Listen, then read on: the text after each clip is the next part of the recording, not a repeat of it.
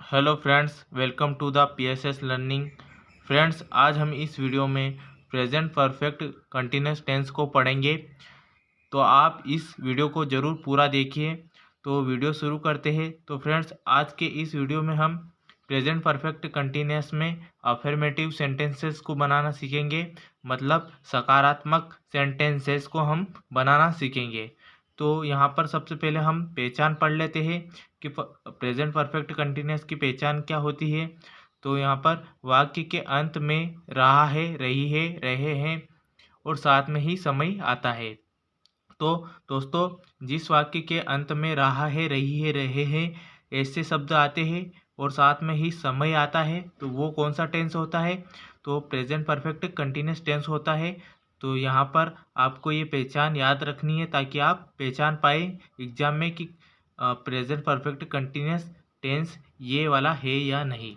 तो यहाँ पर आपको मैं एक बात और बता दूं कि प्रेजेंट परफेक्ट कंटिन्यूस टेंस और प्रेजेंट कंटिन्यूस टेंस में बहुत ही समानता है। बस फ़र्क इतना है कि यहाँ पर टाइम जोड़ दिया जाता है और वहाँ पर टाइम नहीं होता है उस प्रेजेंट कंटिन्यूस के वाक्यों में। तो यहाँ पर हम इसके बाद स्ट्रक्चर जान लेते हैं। तो यहाँ पर सबसे पहले सब्जेक्ट प्लस हेल्पिंग वर्ब में आ जाएगा हमारा has been, have been plus verb की फोर्थ फॉर्म प्लस ऑब्जेक्ट और लास्ट में प्लस टाइम हम इन वाक्यों के अंत में होता है। तो यहाँ पर आपने स्ट्रक्चर जान लिया होगा कि क्या होता है। आप इस स्ट्रक्चर को ज़रूर पढ़ लीजिएगा और याद कर लीजिएगा। इसी के आधार पर ही हम यहाँ पूरे वाक्य बनाएंगे। तो यहाँ पर हम हेल्पिंग वर्ब के बारे में जान लेते हैं कि हैज़ बीन कब लगता है और हैव बीन कब लगता है। तो यहाँ पर जब वाक्य में ही, सी, इट, नेम सिंगुलर सब्जेक्ट आते हैं, ही, सी, इट, नेम, तो उसके साथ हम हैज़ बीन का यूज़ करते हैं। और जिस वाक्य में आई, वी, यू, दे आते हैं उनके साथ में हम हैव बीन का यूज़ करते हैं। तो यहाँ पर आपको पता होगा ही का मतलब वहाँ होता है, सी का मतलब भी वहाँ होता है, इट का मतलब भी वहाँ होता है। ये लड़के के लिए, ये लड़की के लिए और ये निर्जीव वस्तु के लिए यूज़ किया जाता है। और नेम में नेम लिखा जाता है। आई का मतलब मैं होता है, वी का मतलब हम, यू का मतलब तुम और दे का मतलब वे। तो यहाँ पर हम आगे बढ़ते हैं। तो यहाँ पर जो प्रेजेंट परफेक्ट कंटिन्यूस में समय के पहले सिंच और फोर का यूज़ किया जाता है। तो सिंच का यूज़ कब किया जाता है? जब समय निश्चित होता है तब सिंच का यूज़ किया जाता है और समय अनिश्चित होता है तब हम फोर लगाते हैं। तो जैसे कि यहाँ पर राधा कल से स्कूल जा रही है। तो यहाँ पर हमें पता है कि कल से मतलब एक दिन पीछे या एक दिन आगे।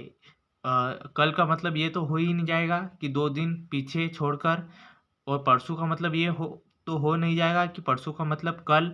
परसों का मतलब होता है कि एक दिन छोड़कर। इसी तरह यहाँ पर सिंच का यूज़ किया जाता है निश्चित समय के लिए। और फोर का मतलब कि हम 2 बजे से टीवी देख रहे हैं, तो कौन से 2 बजे से वो टीवी देख रहे हैं हमें पता नहीं चल पा रहा है कि वो कि किस डेट के डे से टीवी देख रहे हैं, किस साल में टीवी देख रहे हैं। तो वहाँ पर हम फोर लगाते। आगे हम वाक्य बनाएंगे तो आपको ये समझ में आ जाएगा सिंच और फोर। तो यहाँ पर सबसे पहला वाक्य है हमारा, सीता सुबह से मधुर गीत गा रही है। तो इसका इंग्लिश ट्रांसलेट होगा, Sita has been singing sweet song since morning. तो यहाँ पर सीता हमारी सब्जेक्ट है और सीता सिंगुलर पर्सन सब्जेक्ट है। इसके साथ में हमने हैज़ बीन हेल्पिंग वर्ब लगाया है। उसके साथ में हमने यहाँ पर वर्ब की फर्स्ट फॉर्म के साथ में आईएनजी लगाया है, जिससे ये हमारी वर्ब की फोर्थ फॉर्म बन गई है। उसके साथ में हमने यहाँ पर ऑब्जेक्ट लिखा है। यहाँ पर मधुर गीत के लिए हमने स्वीट सॉन्ग लिखा है और यहाँ पर सिंच मॉर्निंग लिखा है, क्योंकि यहाँ पर सुबह से मधुर गीत गा रही है। मैंने कहा था कि निश्चित समय के लिए हम सिंच लगाते हैं, तो वहाँ सुबह से गा रही है, तो यहाँ पर हमने लिखा है सिंच मॉर्निंग। अगला वाक्य है हमारा, सिपाही कल से चोर को पकड़ रहे हैं। तो इसका इंग्लिश ट्रांसलेट बनेगा यहाँ पर, the constable has been catching the thief since yesterday, तो यहाँ पर सिपाही हमारा सब्जेक्ट है, तो सिपाही के लिए हम लिखेंगे द कॉन्स्टेबल। और यहाँ पर सिपाही अकेला है इसलिए हैज़ बीन का यूज़ करेंगे। उसके साथ में हम वर्ब की फोर्थ फॉर्म लगाएंगे कैचिंग, पकड़ने के लिए। और यहाँ पर चोरों के लिए द थीप लिखेंगे। और लास्ट में हम यहाँ पर कल से पकड़ रहे हैं, तो कल से यहाँ पर निश्चित टाइम है कि वो पिछले वाले समय से, पिछले वाले कल से पकड़ रहे हैं, तो सिंस यस्टरडे। कल के लिए हम यहाँ पर यस्टरडे लिखेंगे। आने वाले कल के लिए हम टोमारो लिखते हैं, पर यहाँ पर बीते हुए कल की बात की जा रही है। अगला वाक्य है लड़के 2 घंटे से नदी में स्नान कर रहे हैं, तो इसका इंग्लिश ट्रांसलेट बनेगा boys have been bathing in the river for 2 days। तो यहाँ पर हमारे लड़के जो है वो हमारा सब्जेक्ट है, तो सब्जेक्ट के साथ में हम यहाँ पर लड़के बहुत सारे हैं इसलिए ये प्लूरल सब्जेक्ट है, तो यहाँ पर हमने हैव बीन लगाया है। और उसके बाद हमने वर्ब की फोर्थ फॉर्म बाथिंग लिखी है, नहाने के लिए। इसके बाद हम वो नदी में नहा रहे हैं, तो नदी में नहा रहे इसलिए मे के लिए यहाँ पर इन आया है। और नदी के लिए यहाँ पर द रिवर लिखा गया है।